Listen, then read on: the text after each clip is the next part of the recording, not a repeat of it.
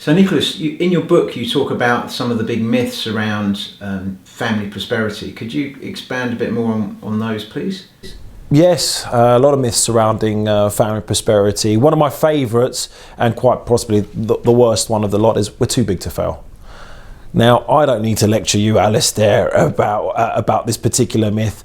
I mean, how many companies have we seen in the last 10 years go bankrupt? You know, Lehman Brothers, Woolworths, you know, British Home Stores right now is going through huge financial constraints. So if blue chip companies aren't too big to fail, then why should your family be too big to fail?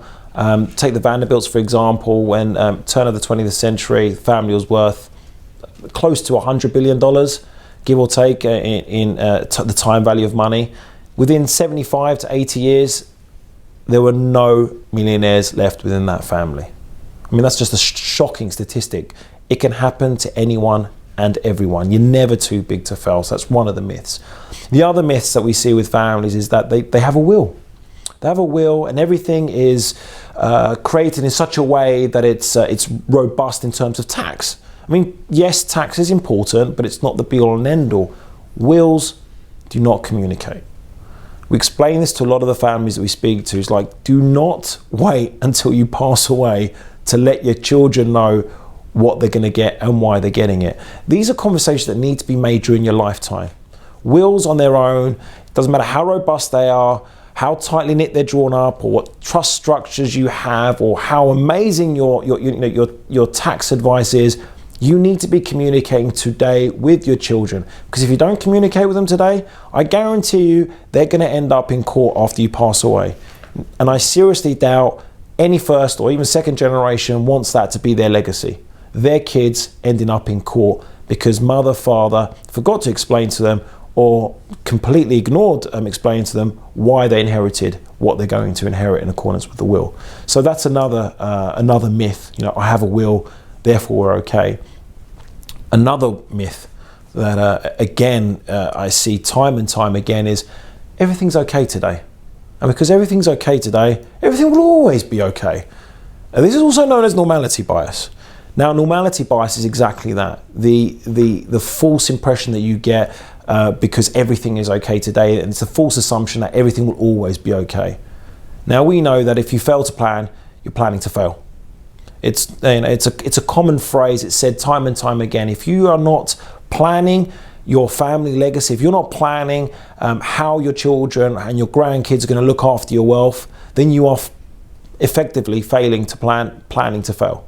It's going to happen. It's inevitable. Do not ever go down the route of we're okay today, so therefore it'll always be okay. Normality bias is a horrendous thing. Burying your head in the sand and hoping for the best is gambling. And if you want to gamble with your legacy, if you want to gamble with your family relationships and your financial legacy, go for it. I personally wouldn't advise it, but again, it's up to the families themselves. So do not gamble. Do not assume or go down the false impression that everything's going to be okay tomorrow just because it's okay today. It's very easy to get into your comfort zone, to fall into your comfort zone. And unfortunately, Alistair, a lot of first generations, an issue with first generation, they have this assumption that they're going to live forever. That there's no need to deal with this now because I'm fit and I'm healthy and nothing's ever going to happen to me. But as you're well aware, we're all human beings. The inevitable is going to happen. Why put it to chance? You know, why? You know, what do you want your legacy to be? Do you really want your legacy to be your kids ending up in court? No one wants that. But if you don't deal with the issues today, unfortunately, it's going to happen. Yeah, it does, and it happens in a lot of families. It's a very high percentage of families because they haven't prepared.